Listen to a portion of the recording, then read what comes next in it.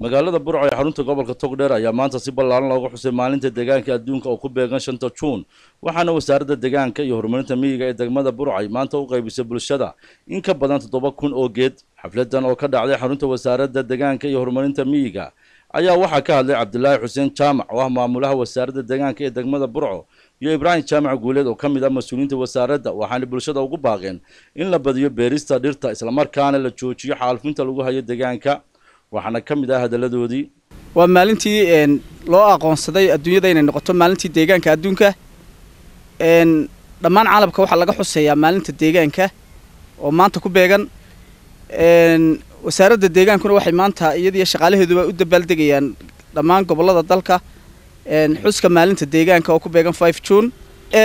halkudhiga deegaanku maanta waxa weeyaan maanta halkudhiga lagu maanta ay wasaaradda deegaanka iyo shacbiga reer Soomaaliland arinta deegaanka ugu ciidayaan ugu dabaaldegayaan waxa weeyaan geed beer si ay noloshaadu u badbaado taasoo macnaheedu yahay in maanta dalkii ay ka jirto aafo qaran oo ah dhulkii deegaankii oo la oodayo dhirtii oo la jarayo dhuxushii oo runtii u soconaysa si xawliya halkii aad geed galoola ama geed sogsoga ka shidi lahayd waxa loo baahan yahay inaad ka shido geed garan waaya oo dhibaato ku haya dalka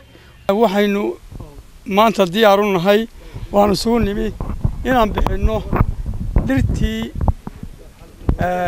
aan ugu talagalay 5 Juun taasoo aan rabno inaan gaarsiino magaalada Burco iyo hareeraheeda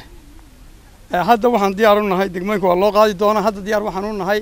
inaan bixinno dadweynihii magaalada Burco aan siino magaalada Burco ayaa maanta si weyn looga dareemay guud ahaanba dadweynaha ku hawlan beerista dhirta ee laga horbeerayo xaafadaha hortooda